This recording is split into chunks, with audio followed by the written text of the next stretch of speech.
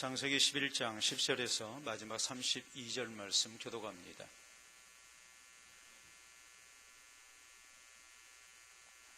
셈의 족보는 이러하니라. 셈은 100세 곧 홍수 2년에 아르박삿을 낳았고,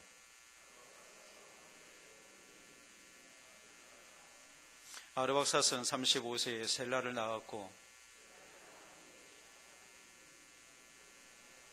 셀라는 30세에 에벨을 낳았고,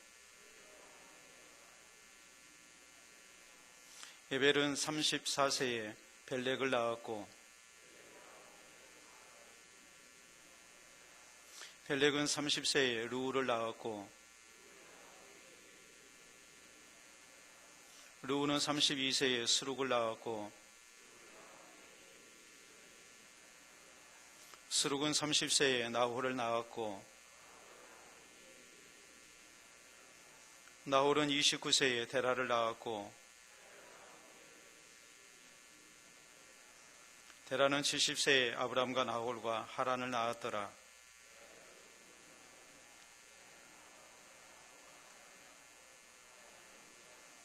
하란은 그 아비 데라보다 먼저 고향 갈대아인 우르에서 죽었더라.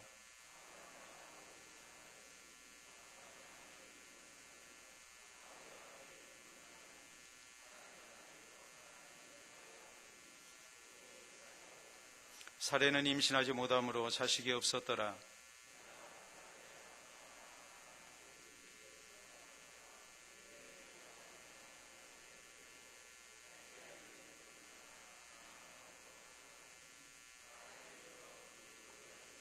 데라는 나이가 205세가 되어 하란에서 죽었더라. 아멘. 기도하고 말씀 받도록 합니다. 하나님 아버지 감사합니다.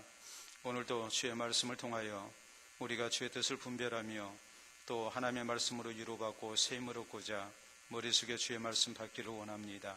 부족한 종을 세우셨으니 여호와의 나팔되어 우리 하나님의 말씀 잘 증거토록 인도해 주시고, 또한 성령께서 우리 가운데 역사하여 주셔서 우리 모두 들을 귀 있게 하시고 하나님의 말씀 그 음성을 우리가 새겨 듣게 하여 주셔서 우리 주의 신실한 제자로 살아갈 수 있도록 인도해 주시옵기를 원합니다. 아버지시여, 또 이 시간 주 앞에 11조와 생일 감사한금을 드리며 생명 주신 주님 앞에 또 그 수고에 아름답게 응답하신 주님 앞에 영광을 돌려드린 손길을 기억해 주시옵기를 원합니다.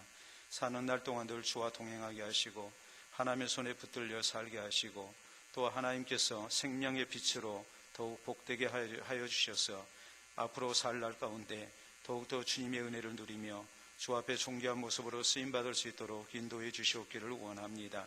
항상 주의 은혜가 족하여 감사와 기쁨이 있는 삶을 살게 하시고 믿음이 아름다운 선진 되게 하시고 그 자손들에게까지 하나님의 놀라운 은혜가 끊이지 아니하도록 인도하여 주시옵소서. 감사하오며 예수님 이름으로 기도하옵나이다. 아멘. 오늘 창세기 강의 31번째 시간입니다.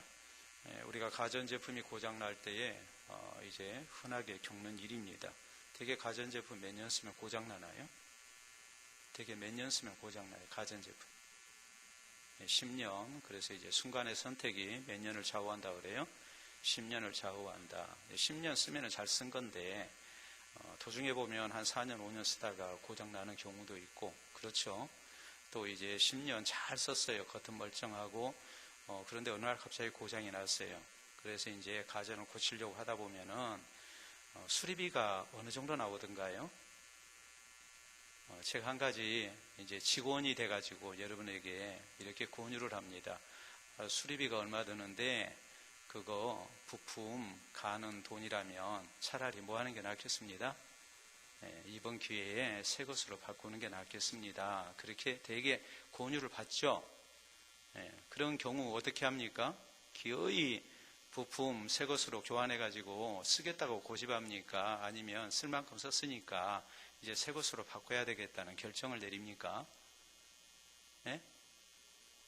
결정을 내리잖아요. 제가 그랬어요. 제가 우리 집에서 쓰던 선풍기가 뭐 한 17년 정도 썼던 것 같아요. 고장나서 AS센터 가져갔더니 그것만 고생이에요. 그 무거운 거 들고 갔다가 올 때는 그거 놔두고 뭐 했겠어요? 새 거 사가지고 오더라고요. 그래서 이제 그 뒤부터는 그냥 고장나면 웬만큼 썼으면 뭐 하는 게 낫다고요? 이제 쓸 만큼 썼으니까 이번 기회에 새 것으로 바꾸는 게 좋겠다, 이렇게 되게 생각을 하는 것이죠. 집이라는 것도 그렇잖아요. 예를 들어서 이제 집이 많이 낡아서 리모델링을 해야 되겠다. 그러면 이제 집이라는 것은 덩치가 워낙 크다 보니까 이제 뭐 해야 해요? 리모델링 해야죠. 리모델링 해서 살아야지요. 그런데 이제 대체적으로 집들이 전체적으로 그 지역이 낡아버리면 이제 무엇을 기대합니까? 재개발을 기대하잖아요. 그리고 수리해요, 안 해요? 안 하잖아요. 오늘 제가 일 있어서 나갔다 오다가 저 중흥지구에 갔더니 깜짝 놀랐어요. 그냥 온 동네가 그냥 다 그냥 부서져 있어요. 중흥교에서 이쪽 북구청 쪽으로 나오는 쪽, 그 길 가보신 분 있습니까? 그쪽 그 지역 형편이 어찌 됐든가요? 재개발하느라고 온통 다 때려 부숴놨잖아요. 그냥 멀쩡하게 있는 집이 이상할 정도로 그냥 그 지역 전체가 그냥 다 그냥 때려 부숴가지고 그렇게 있어요. 리모델링보다는 뭐가 더 낫겠다는 거예요? 재개발이 낫고 신축이 낫겠다는 그런 얘기가 이제 나오는 거죠. 웬만해야 고쳐 쓰시, 이게 고쳐 쓰는 것이 쉽지가 않고 차라리 새 것이 더 낫다고 생각이 되어지면 우리는 마땅히 낡은 것을 버리고 이제 새 것을 추구하게 되어 있습니다. 우리는 지난 시간까지 노아 홍수 심판 후에 노아의 자손들이 생육하고 번성하는 과정에 대해서 말씀을 살폈습니다. 70족속으로 번성을 했죠. 그래서 노아는 인류의 중시조가 됐고 이제 많은 자손들을 얻게 된 겁니다. 이건 다른 말로 얘기하자면 하나님께서 인간들을 고쳐서 쓰시기보다는 어떻게 하신 거예요? 새로운 조상을 이제 세우신 거란 말이에요. 인간에게 더 이상 소망이 없으니까요. 그런데 문제는 이들을 또 새롭게 하셨지만은 바벨탑 사건이 벌어졌어요. 바벨탑 사건이 벌어져서 하나님께서는 언어를 혼잡게 하신 가운데 저희를 흩으셨습니다. 인간의 교만에 의해서 또 하나님의 약속을 믿지 못하는 불신앙 때문에 거기에다가 하나님께서는 하나님의 선하신 뜻 가운데에 이제 인류가 흩어져서 살도록 이렇게 섭리를 하신 겁니다. 그래서 바벨이라는 말은 혼잡이라는 뜻이라고 그랬죠. 이 혼잡 속에서 하나님께서는 하나님의 백성들을 예비하셨다라는 것이 오늘 본문에 있는 내용이에요. 아울러서 여기 있는 말씀은 이제 무엇을 의미하느냐? 혈통을 따라서 하나님께서 인간들에게 구원의 길을 이렇게 제시하셨지만 그 혈통을 따르는 후손들이 시간의 흐름에 따라서 자꾸 부패하고 범죄하고 이 죄인된 부패한 본성 때문에 그걸 버리지를 못하니까 이제는 혈통을 따라서 하나님의 백성을 지켜나가시는 게 아니라 이제는 뭘 통해서 구원의 길을 여시는 거예요? 믿음을 통해서 구원의 길을 여시는 거예요. 그래서 여기 이제 오늘 성경 말씀은 드디어 믿음의 조상인 아브라함의 출현에 대해서 이제 그 전 단계로 그 당시에 어떤 일이 있었고 그리고 아브라함이라는 사람이 어떻게 해서 존재하게 됐는가라는 것을 밝히는 대목입니다. 그렇기 때문에 여기 오늘 성경 말씀을 통해서 여기 나오는 족보가 우리에게 주는 교훈이 무엇일까? 단순히 하나님께서 아브라함을 믿음의 조상으로 세상에 내셨다, 우리가 이렇게 생각할 것이 아니라 이제 하나님께서 이 족보를 통해서 이 시대를 사는 우리 성도들에게 하나님이 우리를 어떻게 생각하시고 또 우리를 통해서 어떤 역사를 이루기를 원하시는가, 이것을 보면서 우리가 이 말씀 속에 나를 적용시킬 수 있어야 합니다. 먼저 우리는 오늘 성경 말씀 보면 하나님께서는 선민을 향해서 끝없는 관심을 갖고 계신 것을 알 수 있어요. 자, 오늘 보면 10절은 이렇게 시작됩니다. 셈의 족보는 이러하니라. 셈은 100세 곧 홍수 2년에 아르박삿을 낳았고 해서 셈의 족보라고 그랬어요. 자, 노아의 후손은 누구였습니까? 셈과 함과 야벳이죠. 그런데 노아의 후손 가운데 함과 야벳은 등장해요, 안 해요? 안 해버리잖아요. 이제는 누구만 등장해요? 이제 셈만 이제 등장을 하는 거예요. 오직 셈의 후손만 이제 언급이 되는 거예요. 이걸 가리켜서 뭐라고 말하느냐? 선택적 기록이라고 말을 합니다. 성경은 왜 기록됐느냐? 우리에게 부자 되는 길을 가르치기 위해서 성경이 기록되고 우리를 지혜롭게 하기 위해서 성경이 기록된 게 아니에요. 성경이 기록된 목적은 구속사적인 목적에서 우리를 인도하기 위해서 기록이 된 거예요. 그래서 우리가 디모데후서 3장 15절에서 17절에 있는 말씀을 보면 사도 바울이 디모데에게 그렇게 말합니다. 또 내가 어려서부터 성경을 알았나니 성경은 능히 너로 하여금 그리스도 예수 안에 있는 믿음으로 말미암아 구원에 이르는 지혜가 있게 하느니라. 모든 성경은 하나님의 감동으로 된 것으로 교훈과 책망과 바르게 함과 의로 교육하기 유익하니 이는 하나님의 사람을 온전하게 하며 또 모든 선한 일을 행할 능력을 갖추게 하려 함이라. 이렇게 말씀하셔서 성경이 우리에게 기록된 것은 우리의 구원 사역을 위해서 또 우리가 하나님의 신실한 백성으로 바로 서게 하기 위해서 성경이 기록되어 있음을 분명히 말씀하거든요. 그렇기 때문에 그 기록 목적을 따라서 성경 기록이 되는 거예요. 우리의 구원을 위해서 기록되기 때문에 이 구원사적인 구속사적인 목적 속에서 기록되기 때문에 선택적으로 기록이 되는 거예요. 여러분 한번 생각해 보세요. 예를 들어서 전기에 대한 그런 책이 있다면 그 책의 내용은 전기에 대한 내용이 나오지 음식에 대한 내용이 나오겠습니까? 음식에 대한 내용이 나와야 안 나와요? 나올 필요가 없는 것이죠. 반면에 요리책은 요리에 대한 내용이 나오지 전기에 대한 내용이 나와야 안 나와요? 안 나와요. 성경을 왜 기록됐느냐 했을 때에 우리의 구원을 위해서 기록된 거란 말이에요. 그렇기 때문에 우리의 구원을 위해서 선택적으로 기록이 되는 거예요. 그 하나님의 선택 속에 하나님께서 이제는 혈통을 따라서 구원하시는 것이 아니라 뭘 따라서요? 믿음을 따라서 구원의 길을 여시기 위해서 믿음의 조상으로 아브라함을 부르시는데 그 아브라함이 속해 있는 노아의 자손이 누구냐 했을 때 누구예요? 셈이에요. 그러니까 셈의 후손만 선택적으로 기록이 돼요. 반면에 불택자에 대해서는 많이 침묵해버리죠. 그렇다면 이것이 우리에게 가르치는 교훈이 뭐겠어요? 하나님의 끝없는 관심은 누구에게 있는 거예요? 선택된 백성에게 있는 거예요. 하나님의 끝없는 관심이 구원받을 백성들에게 있는 것이지 하나님의 택한 백성에게 있는 것이지 세상 모든 사람에게 있는 건 아니에요. 물론 하나님께서 세상 모든 백성을 잊고 사시지는 않습니다. 일반 은총도 주십니다. 그러나 하나님의 특별한 관심은 누구에게 있느냐? 누구에게 있어요? 택한 백성에게 있는 거예요.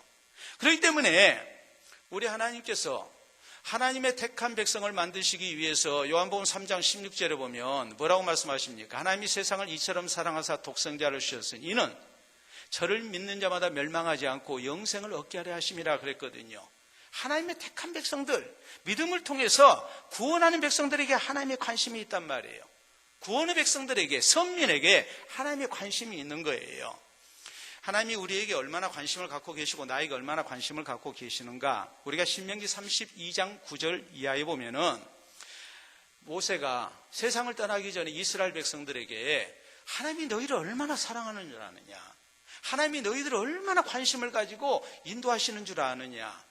광야 40년 동안에 하나님이 너희를 버리지 아니하시고 얼마나 사랑하시고 은혜 가운데 돌보시고 인도하신 줄 아느냐? 이것을 상기시키면서 남긴 유명한 말씀이 있어요. 여호와의 분깃은 자기 백성이라.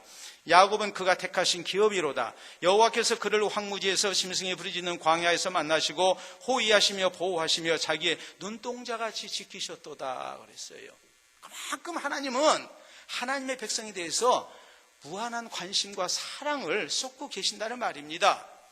우리가 시편 121편에 보면 여호와께서는 택한 백성 이스라엘을 지키시고 보호하시는데 어떤 모습으로 지키시고 보호하신다고 그랬어요? 졸지도 아니하시고 또 뭐하지도 아니하시고 주무시도 아니하시고. 여러분 제가 하나 묻겠습니다. 나 자식 기를 때 졸지도 않고 잠자지도 않고 내가 자식을 지켰다. 있습니까? 있어요? 없잖아요.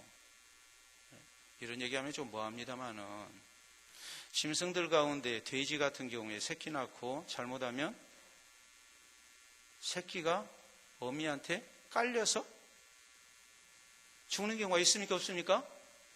있죠. 사람은 있을까요? 없을까요? 사람은 있을까요? 없을까요? 있어요. 사람도. 네? 사람도 있다고요. 그러고 싶어서 그랬겠어요?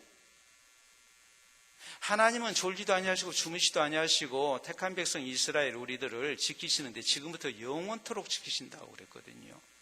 낮에 더위에서 밤에 추위에서 우리를 눈동자같이 지키시는 하나님이라고 분명히 성경은 말씀하십니다. 이사야서 49장 15절로 16절에 이런 말씀이 나옵니다. 여인이 어찌 그 젖먹는 자식을 잊겠으며 자기 태에서 난 아들을 긍휼히 여기지 않겠느냐. 그들은 혹시 잊을지라도 나는 너를 잊지 아니할 것이라. 내가 너를 내 손바닥에 새겼고 너희 성벽이 항상 내 앞에 있나니라고 말씀합니다. 엄마가 자식 잊을 때가 있어요, 없어요? 있어요, 없어요? 나는 내 자식 기르면서 한 번도 내 자식 잊은 적이 없다. 나도 빨리 내려야겠어요. 잊을 때도 많잖아요. 내 배가 부르면 가족들 생각납니까? 안 납니까? 안 나죠. 그게 사실이잖아요. 근데 하나님은 하나님 손바닥에 우리를 기록하고 그리고 기억하고 계신다고 그러는데, 여러분 아이들 학교에서 뭐가 필요합니까? 선생님이 주시는 말씀, 지금은 그냥 단톡방이나 이런 데로 해서 말려버리고 그러는데, 꼭 필요한 게 뭐예요? 아이 학교 갔다 오면 엄마가 꼭 확인하는 게 뭐예요? 메모장에 받아 적어 오잖아요. 만약에 메모장 없으면, 담임 목사님, 제가 말하는 거 메모장 없으면 어디다가 적어요? 핸드폰도 없을 때. 손등에다 적습니다. 하나님이 우리를 그렇게 기록하시고 기억하신다고 그랬어요. 그 말은 절대로 하나님이 우리를 잊지 않는다는 말이에요. 창세기 40장 23절에 보면 이런 말씀이 나와요. 술 맡은 관원장이 요셉을 기억지 못하고 그를 잊었더라 그랬어요. 술 맡은 관원장이 누굽니까? 감옥에서 요셉이 은혜를 베풀고 도와줬던 사람 아닙니까? 그런데 그 사람이 요셉을 뭐 했어요? 요셉의 은혜를 잊어버렸어요. 물론 그것도 하나님의 은혜였어요. 그렇지만 여러분 보세요. 사실 요셉이라는 사람을 잊은 사람이 하나둘입니까? 아버지는 아들이 죽은 줄 알고 잊었습니다. 형들은 요셉을 애써 잊으려고 노력을 했겠죠. 요셉을 기억해 준 사람 아무도 없는데 요셉을 끝까지 기억하고 붙들어 주신 분이 있었어요. 누구예요? 하나님이시잖아요. 예루살렘 베데스다 연못에 38년 된 병자가 있었는데 그 사람 기억해 주는 사람 한 사람이라도 있었습니까? 없었습니까? 한 사람도 없었죠.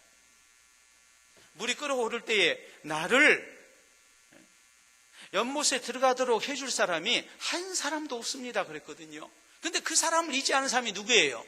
예수님이시잖아요. 예수님이 찾아가서 도와주시잖아요. 돌아온 아들의 비유를 우리가 들어봐도 그래요. 아무도 이 아들 기억하지 않습니다. 아버지가 기억할 때 옆에서 그랬을 거예요. 그놈 자식 잊어버리라고 했을 거예요. 그런데 아버지는 잊어요, 안 잊어요? 안 잊지요. 기억하지요. 기다리지요.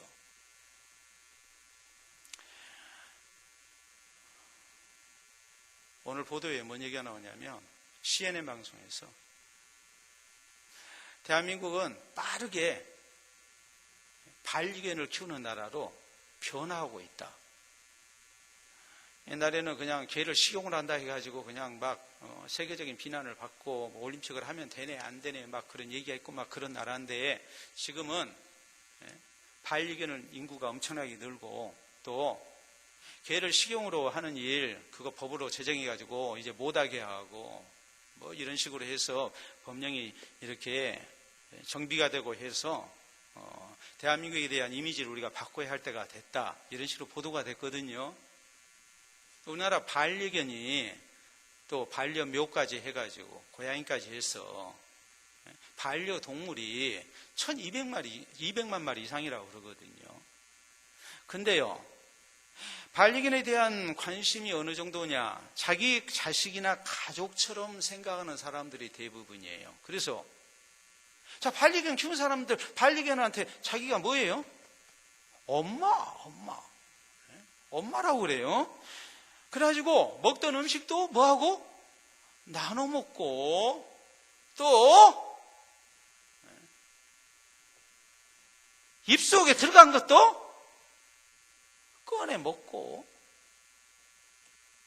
상상할 수 없을 정도예요. 더 기가 막힌 일, 제가 제일 기분 나쁜 일, 승강기에서 만났는데 삼촌 보고 인사해야지. 나는 그런 조카 둔 적이 없는데. 반려견을 키우는 사람들한테 물어봤습니다. 그랬더니 90%가 개가 아니고 뭐라고요? 가족이라고 대답을 했습니다. 개를 가족이라고 대답을 했어요.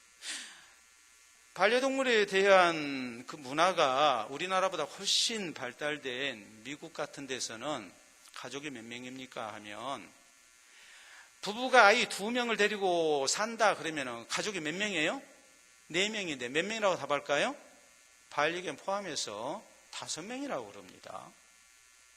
우리하고는 달라요.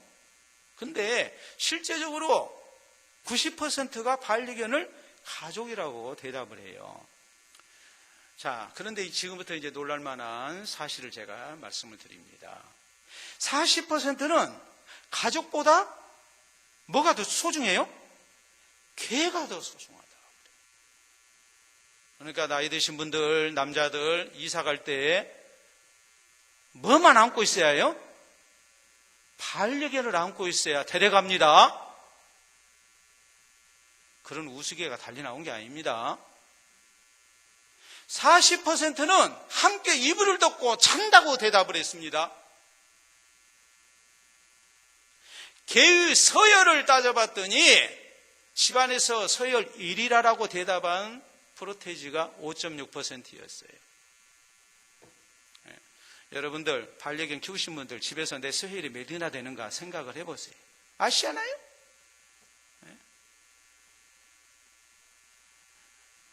반려견이 1위,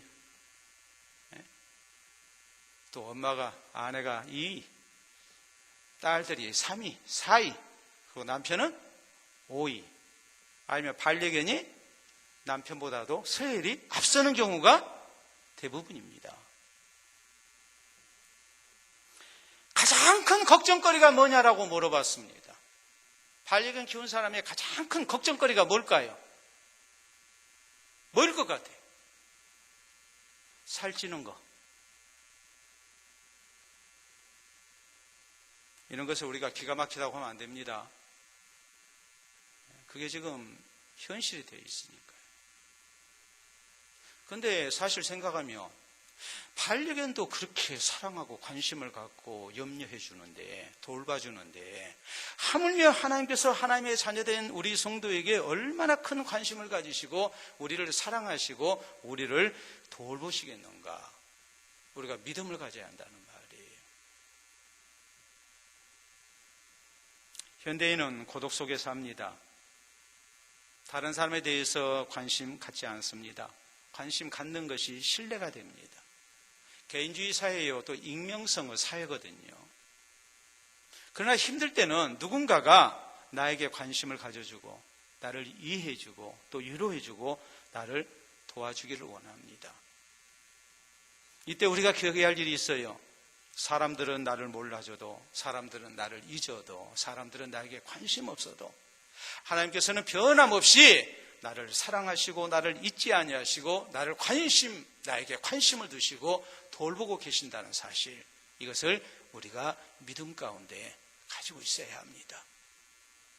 이 하나님의 사랑을 믿어 의심치 않는 신앙 속에서 우리가 더욱더 신실한 주의 백성으로 세워져가는 은혜가 있기를 바랍니다. 두 번째, 우리가 여기 셈의 족보를 통해서 우리가 생각해야 할 것은 뭐냐면 사람의 수명이 현저하게 단축이 되고 있다는 사실이에요. 자, 10절 이하 말씀 봅니다.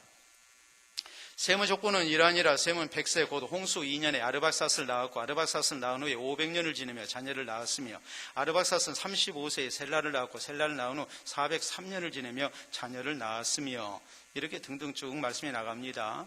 그런데 여기에 아주 중요한 특징이 기록이 되고 있습니다. 노아 홍수 심판을 전후로 해서 수명에 큰 차이가 나타나고 있다는 사실입니다.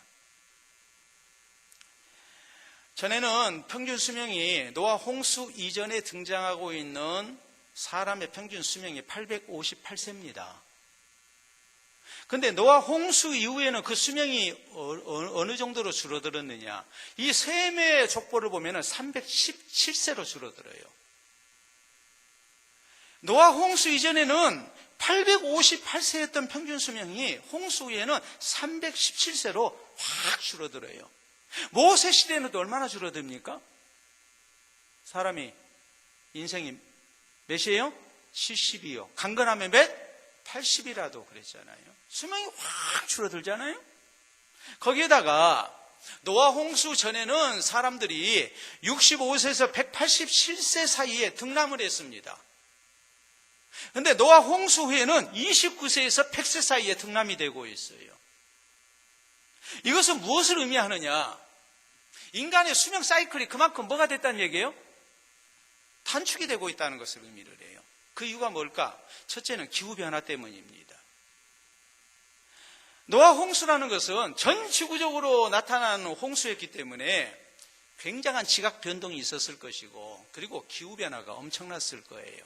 우리가 그렇잖아요. 여러분, 우리나라의 그 기후를 놓고 보면은 평균 기온이 1도 올라가면요, 식생대가 180kg 북상합니다.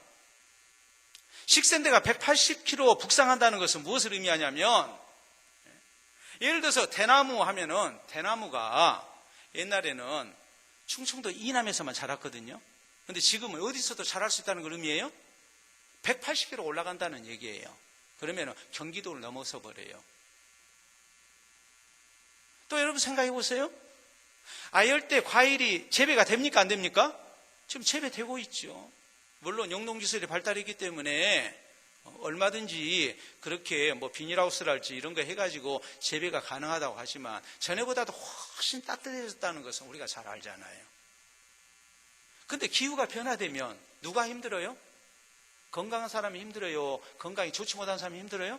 건강 좋지 못한 사람이 힘들죠. 환절기 때 우리가 고생을 많이 하잖아요. 누가? 노약자들이.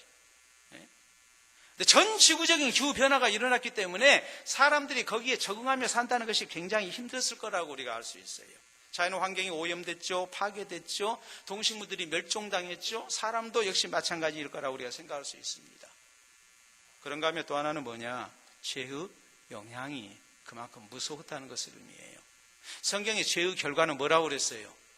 죽음이라고 그랬죠. 또 죄의 결과가 뭐였어요? 땅이 가시와 엉겅퀴를 낼 것이고, 좋지 못한 자연 환경으로 인간이 생존해 나가는데, 번성해 나가는데 뭐 했다고요? 굉장히 힘들게 될 거라는 것을 하나님이 말씀을 하셨잖아요. 그런데 인간의 계속된 범죄가 결국에는 어떻게 나타나요? 수명을 단축시키는 걸로 나타났다고 보는 거예요. 다시 말해서 하나님께서는 인간들이 바벨탑 사건으로 또 하나님 앞에 범죄했을 때 저희 언어를 혼잡케 하셔서 흩으셨지만, 홍수 심판 같은 그런 심판으로 저희를 벌하신 것이 아니라 뭐로 벌하신 겁니까? 수명을 단축시킴으로 벌하신 겁니다.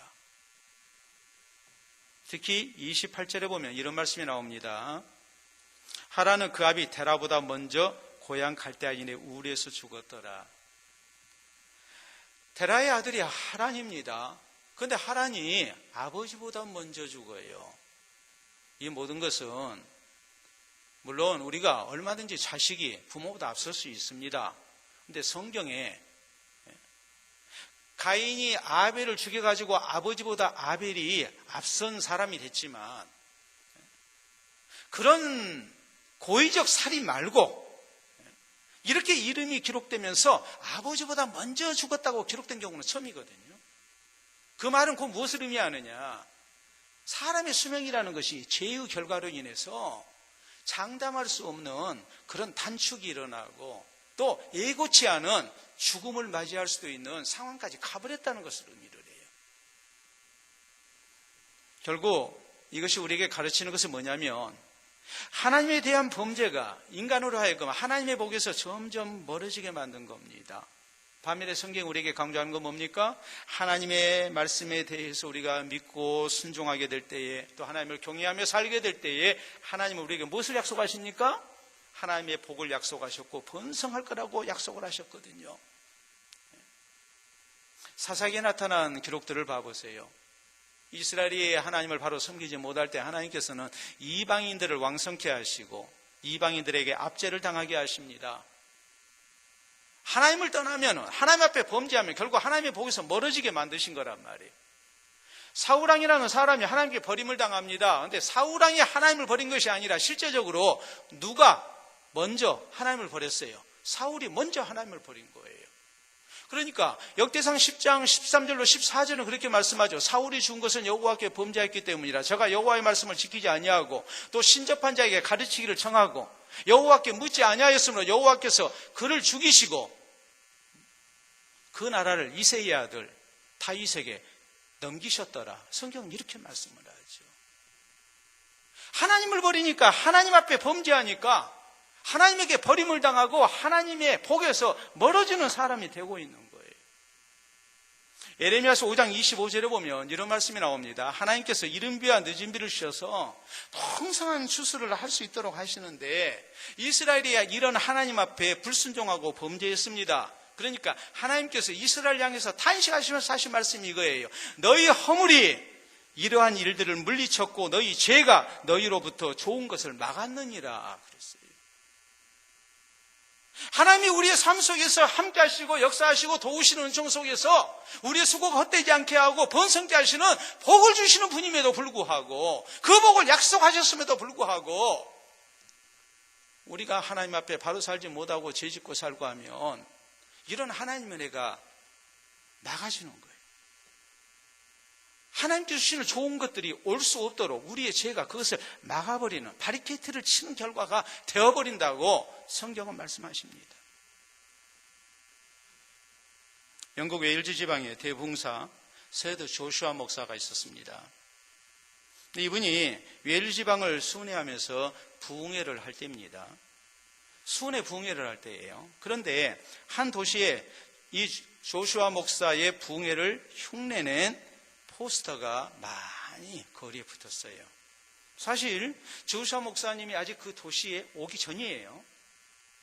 그런데 조슈아 목사가 와가지고 부흥회한다 하고서 포스터가 막 붙은 거예요.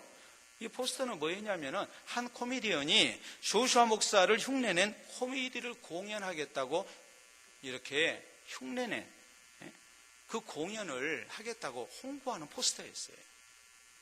우리나라 연예인들 가운데 예를 들어서 유명 목사님들 흉내내는 사람들 있습니까? 없습니까? 있죠? 유명 정치인이나 뭐 유명 인사들 이렇게 흉내내서 말하고 하는 것처럼 대한민국의 유명한 목사님들 흉내내가지고 이렇게 코미디 소재로 쓰고 그런 경우도 있었잖아요. 근데 지금 그걸 하겠다는 거예요. 그래서 극장에 많은 관객들이 모여들었어요. 이 사람이 조슈아 목사와 똑같이 흉내내면서 이렇게 조롱을 했을 때 얼마나 사람들이 좋아하고 박수치고 했겠습니까? 그런데 이 하나님을 향한 불경건 속에서 이런 못된 짓을 할 때에 어떤 일이 일어났느냐? 세 번째 프로를 진행하다가 급사하고 말았어요. 그러니까 사람들이 하나님에 대한 두려움을 갖기 시작했고 경건한 마음을 갖게 됐고 이 일을 계기로 해서 사람들이 회개하고 교회로 나오기 시작했습니다. 그리고 언론은 이렇게 썼습니다. 조슈아 목사 없는 부흥회의 열매다라고 썼어요. 하나님을 대적하는 것이, 하나님 앞에 불경건하게 사는 것이 얼마나 무서운 결과를 가져오는가를 생생하게 본 거예요. 그리고 회개의 역사가 일어난 거예요. 우리가 잘 아는 상식이 있습니다. 몸에 안 좋은 생활 습관, 좋지 못한 음식을 먹는다 할지 불규칙적인 생활을 하고 술과 담배를 하고 과식을 하고 하면 그건 건강하고 장수회복을 누립니까? 아니면은 건강과는 거리가 멀어지고 수명이 단축됩니까? 전자예요, 후자예요? 아니, 과식하고 몸에 안 좋은 거 먹고 술, 담배 하고 그런 식으로 살면 사람이 건강해가지고 장수해요? 아니면 건강을 잃고 고생하다가 수명이 단축돼요? 건강을 잃고 고생하다가 수명이 단축되는 것은 불보듯 뻔한 일 아닙니까? 그건 우리의 상식이잖아요. 육신적인 건강도 그러한데 우리 성도가 하나님의 말씀대로 살지 못하고 하나님 앞에 경건하게 살지를 못하고 하나님과 자꾸 멀어지면 결국에 어찌 되는가? 그것은 하나님의 복에서 멀어지는 행위가 되는 것이고 나를 망하게 하는 길이 된다 이 말이에요. 인간이 홍수 심판을 통해서 하나님의 무서운 진노를 당했고 그 살아남은 후손들이 번성했지만 또 바벨탑 사건을 일으키고 하니까 하나님께서 홍수로 심판을 안 하셨지만은 홍수 이후에 인간들의 수명이 급속히 줄어들고 있는 거예요. 한 세대의 그 사이클이 급속히 짧아지고 있는 거예요. 그것은 범죄의 결과였어요. 그러므로 우리가 이 셈의 족보를 통해서 기억할 일은 그겁니다. 우리가 좀 귀찮더라도 힘들더라도 하나님 경외하고 하나님의 말씀대로 사는 것이, 그것이 나를 복되게 하고 나를 지키는 길이고 나로 하여금 하나님의 은혜 속에 거하게 하는 길이라는 것을 우리가 잊어서는 안 됩니다. 세 번째, 우리가 셈의 족보를 통해서 이제 또 하나 생각할 것이 있어요. 오늘 성경 말씀에 셈의 족보가 기록이 되면서 27절 이하에 보면 데라의 가정에 대해서 언급이 됩니다. 하나님께서 아브라함의 아버지인 데라를 데려가신 일이 이제 27절 이하에 나와 있죠. 자, 그 27절. 데라의 족보는 이러하니라. 데라는 아브라함과 나홀과 하란을 낳았고 하란은 롯을 낳았으며 하란은 갑이 데라보다 먼저 고향 갈대아인의 우리에서 죽었더라. 데라의 가정이 이 아브라함의 선택이 있는 가정이기 때문에 지금 데라의 가정이 언급되는 거예요. 누구 때문에? 아브라함 때문에 지금 언급이 되는 거예요. 아브라함은 믿음의 조상으로 세움을 입은 것 아닙니까? 그래서 이제 12장부터 아브라함에 대한 이제 기록이 나오죠. 자, 창세기는 전체 50장으로 되어 있는데, 자, 여러분, 창세기에는 뭐가 나온다고 그랬어요? 4대 사건이 나온다고 그랬죠. 창조와 또 뭐와? 타락과, 그리고 또 뭐와? 노아의 홍수 심판과, 또 뭐가 있다고 그랬어요? 바벨탑 사건. 그래서 4대 사건이 나오고, 이게 1장에서 11장까지 사건이고, 12장에서 50장까지 누가 나온다고 그랬어요? 믿음의 위대한 조상, 선진 4사람이 나온다고 그랬죠. 그래서 첫 번째가 누구? 아브라함. 그 다음에 누구? 이삭. 그 다음에 야곱. 또 요셉. 해가지고 4대 사건과 4대 인물을 통해서 창세기 50장에 쭉 기록된 가운데 우리에게 구원의 길을 계시한다고 그랬어요. 그러니까 이제 12장으로 넘어가면 누가 등장해요? 아브라함이 등장하죠. 그래서 아브라함의 뿌리를 지금 밝히고 있는 거예요. 그래서 아브라함의 아버지 데라와 그 가족사가 어떻게 전개가 됐는지 이것을 지금 말씀하고 있는 거예요. 자, 그런데 여기 31절에 보면은 이런 말씀이 나옵니다. 데라가 그 아들 아브람과 하란의 아들인 그의 손자 롯과 그의 며느리 아브람 아내 사레를 데리고 갈대아인 우르를 떠나 가나안 땅으로 가고자 하더니 하란에 이르러 거기 거류하였으며 데라는 나이가 205세가 되어 하란에서 죽었더라라고 말씀이 기록됩니다. 자, 여러분, 하나님께서 믿음의 조상으로 부르신 사람은 아버지 데라가 아니고 누구예요? 아브람이죠. 아브람인데 31절은 이렇게 시작이 됐잖아요. 데라가 그 아들 아브람과 하란의 아들인 그의 손자 롯과 그의 며느리 아브람의 아내 사레를 데리고 갈대아인의 우르를 떠났다. 그리고 가나안 땅으로 가고자 했다라고 기록이 되거든요. 집안의 가장이 누구예요? 아브람이에요? 아버지 데라예요? 지금 현재 집안의 가장이 아브람입니까? 아니면 아브람의 아버지 데라입니까? 아브람의 아버지 데라죠. 아버지가 지금 버젓이 살아있잖아요. 그런데 왜 이렇게 데라가 그 아들 아브람과 이렇게 온 가족을 데리고 고향을 떠나서 우리가 창세기 12장에 보면은 아브람이 가족을 데리고 하나님이 지시하시는 땅으로 갔다고 나왔는데 지금 고향을 떠날 때는 지금 데라가 지금 가장이잖아요. 그러니까 이것이 지금 어떻게 이렇게 차이가 있는 기록이 나올 수가 있느냐, 이것을 학자들은 이렇게 추측을 해요. 뭐냐면 하나님께서 아브라함을 부르셨어요. 아브라함이 하나님의 부르심에 대해서 뭐 했어요? 순종했어요. 순종했는데 아버지 내 팽개치고 갈 수는 없잖아요. 그러면 뭐 해야 되겠습니까? 아들 입장에서 아버지가 안 가겠다고 하는데 그럼 그 아버지를 어떻게 해야 되겠어요? 지금 고향을 떠나라고 그랬어요. 하나님이 고향을 떠나라고 그랬는데 집안의 가장이 누구예요? 아버지잖아요. 그런데 아버지는 나와 같은 믿음을 가진 사람이 아니에요. 아버지는 갈라고 안 갈라고 그래요. 안 갈라고 그래요. 그러니까 아브라함이 뭐 했겠어요? 아버지를 여러분이 그 상황이면 어떻게 할 거예요? 아버지, 이번 기회에 우리 갈라섭시다. 분가합시다. 그래야겠어요? 뭐 해야 되겠어요? 아버지, 살아계신 하나님이 나에게 말씀하셨습니다. 나에게 고향을 떠나라고 부릅니다. 어디로 간다냐? 아버지가 그랬을 거예요. 어디로 가는지는 모르겠어라. 근데 가라고요? 야, 이놈아, 그게 말이냐 뭐냐? 아버지가 들으시 그랬을 거란 말이에요. 예? 이런 아버지를 아브라함이 뭐 해야 되겠어요? 계속 설득을 했겠죠. 아버지, 그래도 우린 가야 합니다. 하나님이 가라고 그랬습니다.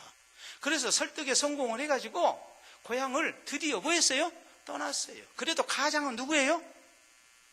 가장은 여전히 아버지예요. 그러니까 테라가 아브라함을 데리고 아브라함의 모든 아내까지 다 데리고 지금 테라가 지금 온 가족을 이끄는 입장이 지금 돼 있는 거예요. 그러면은 그 가는 길이 좋았겠어요? 힘들었겠어요? 좋았겠어요? 힘들었겠어요?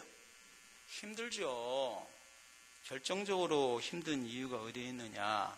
여러분, 저희가 떠난 갈대아 우르는 상업도시입니다. 상업도시라는 말은 사람이 많이 사는 곳이라는 얘기고 돈이 많다는 얘기고 또 문화 수준이 문명이 발달된 지역이라는 것을 의미합니다. 그래서 고고학 발굴에 의하면 갈대아 우르는 인구가 30만 명 정도 거하는 큰 도시였습니다. 살기 얼마나 편했겠습니까? 그런데 그 당시에 종교 문화를 놓고 볼 때 사람이 그렇게 많이 모이고 장사하는 사람들이 있으면 또 뭐가 발달할까요? 우상 숭배가 발달하게 됩니다. 살기 좋은 이것을 떠나겠습니까? 더구나 아버지 데라는 어떤 사람이었느냐? 우상 숭배자였습니다. 우리가 여호수아서 24장 2절에 보면은 아브라함의 아버지 데라가 강 저쪽에 거주하여 다른 신들을 섬겼으나 그랬어요. 아버지 데라는 무신론자가 아니었어요.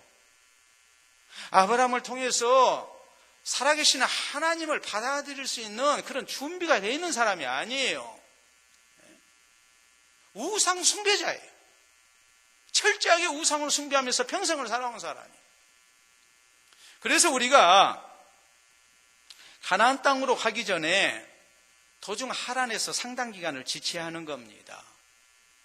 그러므로 이대로 가다가는 아브라함이 신앙의 여정을 계속하기가 쉬워요, 어려워요? 어려우니까 생명을 주장하시는 하나님께서 뭐 하신 거예요? 데라를 데려가 버리신 거예요. 그래서 아브라함으로 하여금 약속의 땅 가나안을 향해서 이제는 지체하지 않고 가게 하신 겁니다. 이 사실이 어디에 기록이 되어 있느냐? 우리가 사도행전 7장 2절 이하에 보면 스데반 집사가 죽기 전에 유대인들을 향해서 마지막 설교를 하지요. 그 증언 속에 이런 말씀이 나옵니다. 우리 조상 아브라함이 하란에 있기 전 메소포타미아에 있을 때에 영광의 하나님이 그에게 보여 이르시되 내 고향과 친척을 떠나 내가 내게 보일 땅으로 가라 하시며 아브라함이 갈대아 사람의 땅을 떠나 하란에 거하다가 그의 아버지가 죽음에 하나님이 그를 거기서 너희 지금 사는 이 땅으로 옮기셨느니라.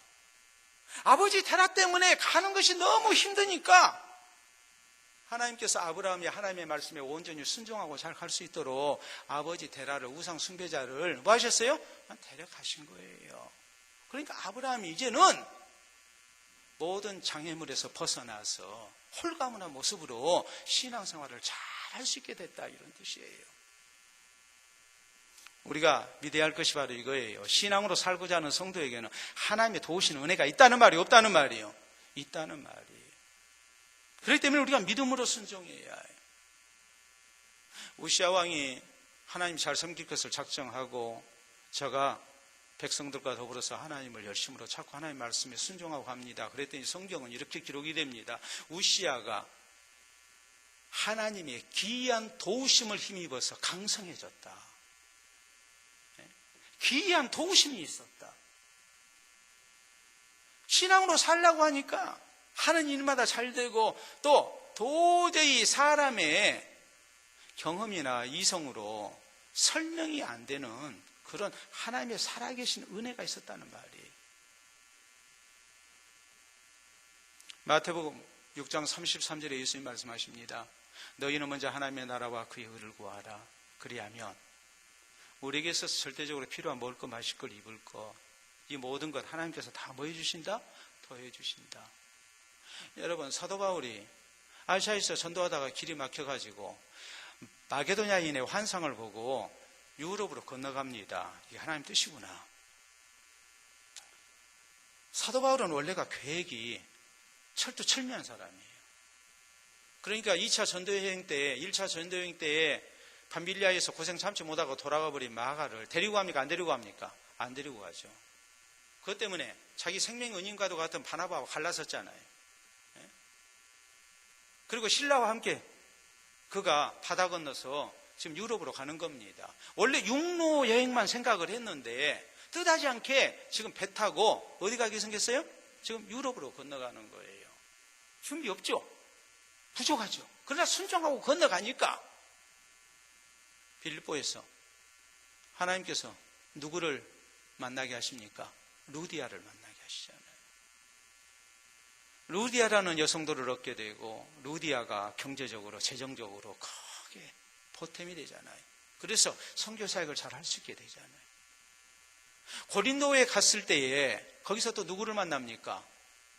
아굴라와 프리스라 부부를 만나잖아요. 하나님 말씀에 순종하고 나아가니까 그때마다 하나님께서 도와주시는 은혜가 있었다 이 말이에요. 우리가 그러죠. 운동선수나 예술 방면에 아주 뛰어난 천재성을 드러내는 영재들이 있으면 그런 영재들 어떻게 합니까? 기업이나 국가에서 뭐예요? 후원하죠. 그래서 그 재능을 발휘하도록 해주잖아요. 김연아가 그랬고 정연 선수가 그랬고 다 그러잖아요. 여러분의 자녀가 공부를 아주 잘합니다. 공부를 아주 잘하는데 부모가 능력이 없어요. 그러면 너 공부하지 마라 그러겠습니까? 빚을 내서라도 어떻게든 후원을 하겠습니까? 안 하겠습니까? 후원하겠어요? 안 하겠어요? 우리 엄마는 안 해줬는데요. 그 당시는 문화가 그랬고, 대학 가고 싶었는데 대학 못 가고 또 돈 벌어라 해서 직장에 취업하고 한 사람들도 많이 있었을 거고, 나는 공부하고 싶었는데. 근데 그런 아픔이 있는 사람일수록 자기 자식이 이놈은 공부해야 되겠구나 싶으면, 공부할 놈이다 싶으면 뭐합니까? 어떻게든 공부 시켜요? 안 시켜요? 어떻게든 시키죠. 자식이 공부하려고 애쓰는데 안 도와주겠어요? 하나님의 자녀가 열심히 다해서 신앙으로 살려고 하는데 전능하신 하나님, 우리의 모든 생사업을 주장하신 하나님께서 안 도와주시겠느냐고요. 우리가 그걸 믿고 우리가 신앙으로 살고 믿음으로 순종해야 한다는 말이에요. 근데 우리가 자꾸 인간적인 생각이 앞서고 하나님의 이 신실하심과 하나님의 역사하심을 믿지를 않는 겁니다. 그리고 자꾸 뭐합니까? 환경 탓만 하는 거죠. 핑계만 대는 거죠. 자기 변명 속에 빠지는 거죠. 또 자기 합리화 속에 빠지는 거죠. 아브라함이 참 설득하기 힘든 아버지 모시고 하나님 말씀에 순종해서 고향을 떠난다는 것이 쉽지 않았지만 하다 안 됐을 때 하나님께서 뭐 하십니까? 자꾸 지체하고 하니까 아버지를 데려가시잖아요. 그래서 온전히 순종할 수 있도록 역사하시잖아요. 우리가 이 사실을 잊지 말고 우리가 늘 신앙으로 사는 가운데 하나님께 모든 것 맡겨드려야 합니다. 믿음으로 맡겨드려야 합니다. 그럴 때 하나님께서 가장 선한 길로 우리를 인도하시고 역사하심을 우리가 체험할 수 있다는 사실을 믿으시기를 바랍니다. 1894년 우리나라에 갑오개혁이 일어났습니다. 갑오개혁의 가장 두드러진 특징은 뭐냐면 신분제가 철폐된 사실입니다. 그러자 노비들이 이제 노비의 이런 상태에서 벗어났어요. 이제 자유를 얻었어요. 여러분이 노비로 계속 살다가 내가 자식을 낳았는데 내 자식도 주인의 소유가 돼가지고 노비로 평생을 살아야 하고 이런 형편에 얽매여 있다가 신분제가 철폐가 돼서 나도 얼마든지 자유롭게 살 수 있는 형편이 됐으면 좋아요, 안 좋아요? 좋아요, 안 좋아요? 대답들이 안 나오니까 담임 목사님이 대답 크게 해보세요. 좋아요, 안 좋아요? 대답 크게 하라고 그러는데 불순종하네. 대답 크게.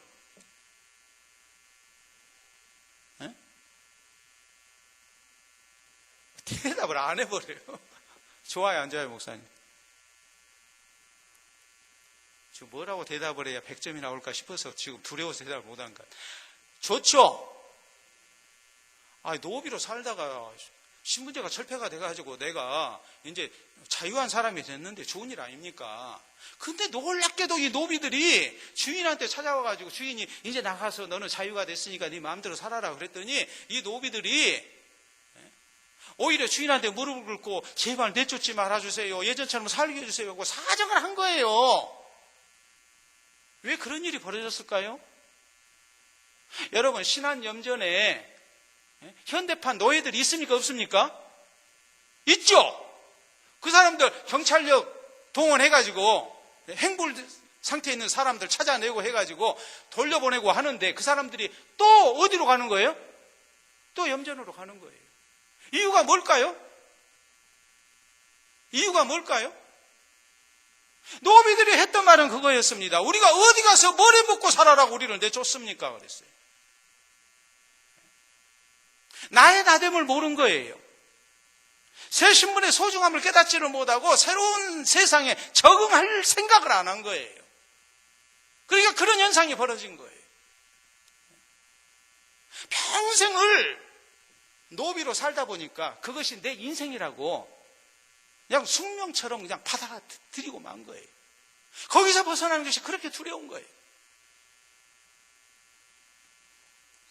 예수 그리스도 안에서 하나님의 자녀로 구원받은 우리 성도들 역시 마찬가지일 수 있습니다. 우리는 나의 나됨을 알아야 합니다. 내가 하나님 앞에 얼마나 소중한 존재인가를 생각하고 우리가 신앙생활을 해야 한단 말이에요. 하나님이 나에게 얼마나 많은 관심을 가지고 나를 돌봐주시는가를 우리가 믿고 살아야 한다는 말이에요. 그래서 새로운 환경 속에서 우리가 하나님의 백성으로 믿음을 따라서 사는 성도가 되어야 해요. 나를 향하신 하나님의 사랑과 관심, 돌봐주심 믿어야 합니다. 하나님을 향한 신앙으로 살 때 하나님께서 나를 더 사랑하시고 내가 하나님의 복에 가까워진다는 사실도 우리가 믿어야 합니다. 신앙으로 사는 성도 하나님께서 이 모양 저 모양으로 도와주시는 것도 우리는 굳게 믿어야 합니다. 그래서 하나님의 사랑과 은총으로 또 도우심으로 사는 가운데에 우리가 하나님의 선하신 도구로 쓰임받는 이런 은혜가 우리 모두에게 꼭 있기를 바랍니다. 기도합니다. 하나님이 나를 얼마나 사랑하시는지 이 하나님께서 하나님을 향한 신앙으로 사는 성도들 하나님의 복으로 함께 하시고 도우심으로 함께 하신다는 것 우리가 굳게 믿고 더욱 신앙으로 살아갈 것을 다짐하는 기도가 있기를 바랍니다. 기도합니다.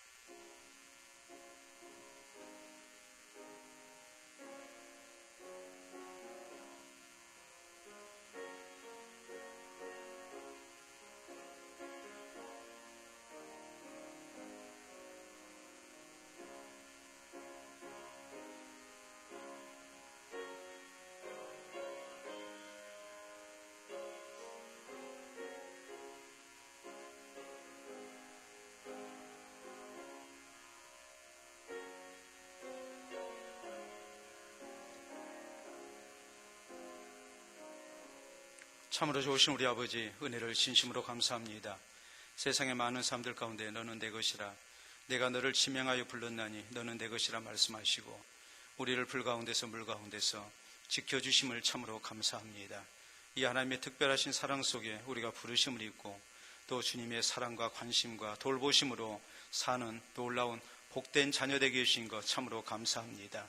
우리를 향하여 변함없이 사랑하시고 우리를 붙드시며 우리를 복되게 하시기 위하여 믿음의 길로 걸어가게 하신 아버지, 우리가 더욱더 주의 말씀에 순종하며 더욱더 살아계신 하나님과 더불어 살아갈 수 있기를 원합니다. 사랑하는 성도들, 주께서 도와주실 것을 믿고 오직 믿음으로 순종하며 나아갈 때마다 여러 모습으로 도우시는 하나님의 은혜를 체험하게 하시고 하나님 약속하신 구원과 또한 하나님 약속하신 복에 점점 가까워지는 백성들 되게 하시고 이 땅 사는 날 동안 우리 하나님의 선하심과 복주심을 드러내며 주의 나라 사역에 귀하게 쓰임받게 하시고 장차 하나님 나라 넉넉히 들어가는 영광스러운 주의 자녀들이 다 되게 하여 주시옵소서. 감사하며 예수님 이름으로 기도하옵나이다. 아멘. 교회 소식 알려드립니다. 예배 마친 후에 광고된 대로 연말 채직에 모입니다. 재직되신 분들 남으시기 바랍니다.